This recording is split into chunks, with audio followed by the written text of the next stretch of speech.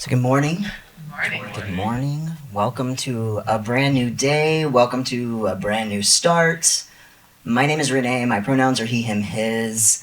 And I am so grateful to be here with you this morning.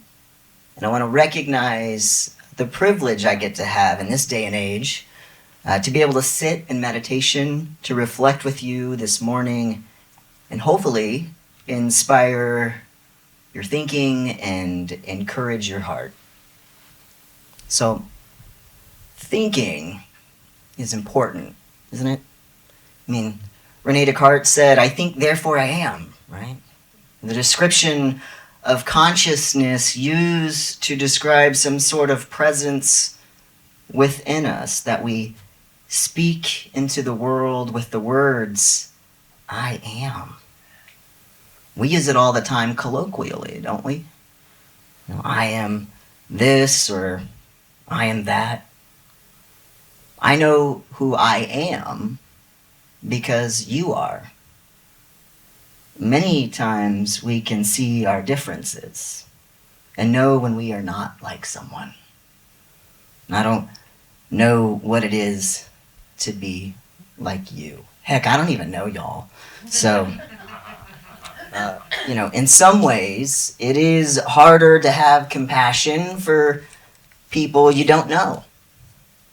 When you have no clue where their I am is. How do I know how much compassion to give those people? Alan Watts is one of my favorite thinkers. And he says, if I were you, we often said one might so easily have been you. This gives one a strange feeling of the idea that other people jolly well exist. And in the same sense that you do.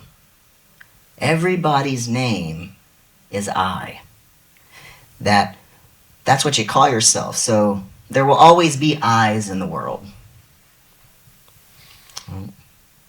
Every I is, in a way, the same I. We all might be anyone else, and there's no escape. It goes on and on. So as long as there's consciousness, anywhere there is I, you then, in a way, look out through all eyes, and perhaps that is the secret of the great virtue of compassion. I love Alan Watts, and sometimes he has a way of making things really complicated, and sometimes he has a way of making these complicated ideas easier to understand. But at different times in our lives, we have been awakened to new levels of consciousness.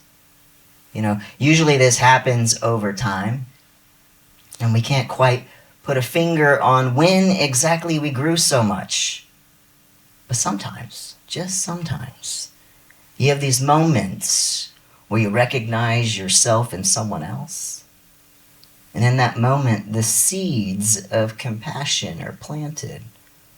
But I want to pose a rhetorical question for y'all. What do you do with that planted seed's fruit? So, is anyone here still keeping up with their New Year's resolutions? Yeah, goals. The number one New Year's goal or resolution is to lose weight, to get healthy. People flock to the gyms during this time to lose fat, gain muscle, or make some kind of change to their appearance. Some people will say they want to get healthier. There's a lot of ways to view health, though, isn't there? If you really think about it. My New Year's resolution is to be more compassionate. And I've fumbled on this quite a few times. And then I had to show myself compassion. So my question is, y'all, did I fumble? I might have found the greatest loophole resolution I think that I can find, because I can't fail. As long as I, don't get down on myself when I miss an opportunity to train. And you absolutely can train your compassion. Much like going to the gym to lose weight or build your muscles, compassion can also be built on, after that seed is planted, of course. So my favorite example of this is when someone has been seemingly indifferent about someone's suffering in the world, and then they suddenly become aware of it, and it makes them really uncomfortable.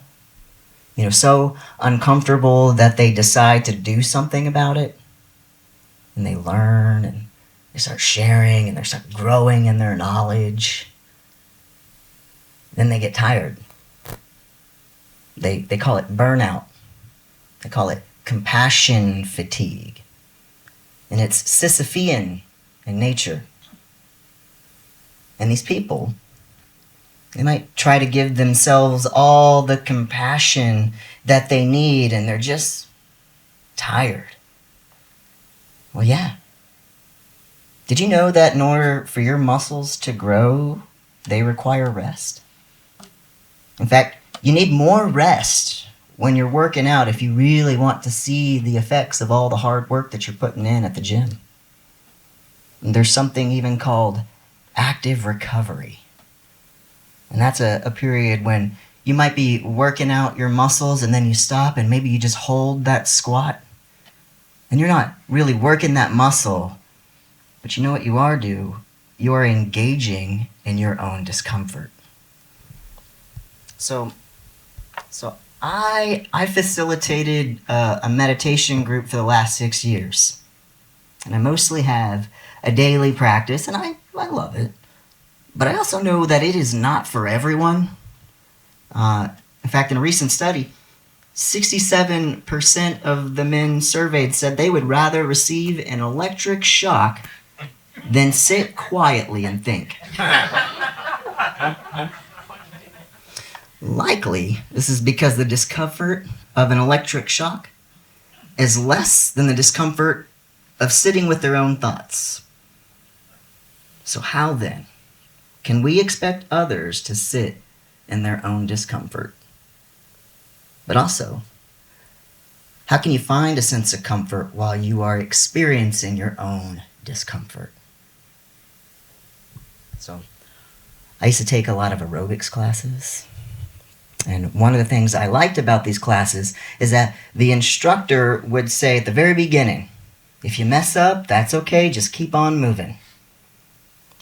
She used to say, a little step touch is better than sitting on the couch. Right? And that was helpful to me and to a lot of the new people who were there who were learning the steps for the very first time. And for me, who cannot count and move their body at the same time. But you know what? Those instructors were right. I knew I could always go back to a little step touch if I needed to. To not experience discomfort while you're working out, or even while you're meditating on compassion, might mean you need a little more weight, right? For some of us, showing compassion for ourselves is really, really hard. And for some of us, it's a piece of cake. That's easy. For some, showing compassion to people who love us, it's pretty simple. But when we start to imagine people who raise our blood pressure, we might start to find that difficult. And I hate to say it, but the best test for your compassion is to get in traffic. Am I right? There will always be someone or something that grinds our gears. The point isn't to get rid of those things or for us to live with rose-colored glasses. It is to get curious about the limits of your compassion. So when I think of a person or a situation where my ability to suffer with that person emerges, whether it's because I will never be able to fully understand who they are or the decisions they had to make, I can sit in compassion for them. And while this might look different for everyone, typically when I experience discomfort while in meditation, It starts with my breathing. I start to notice maybe it gets a little shallower. But just like in our earlier meditation, everything goes back to the breath. It is the step touch of meditation. Everything goes back to the breath. If I'm lifting weights at the gym and I go up in weight a little bit, I might struggle, but I'm going to push a little as well. So let's say I'm sitting in my little compassion meditation and I think about an old boss that was a bully, right? That's going to be trickier for me to be compassionate towards, isn't it? As much as I want, a swift spirit of karma, or I might be eager for some schadenfreude, right? I will imagine this person in front of me, and I will imagine myself saying to them, may you be happy, may you be healthy, and may you find peace in your heart.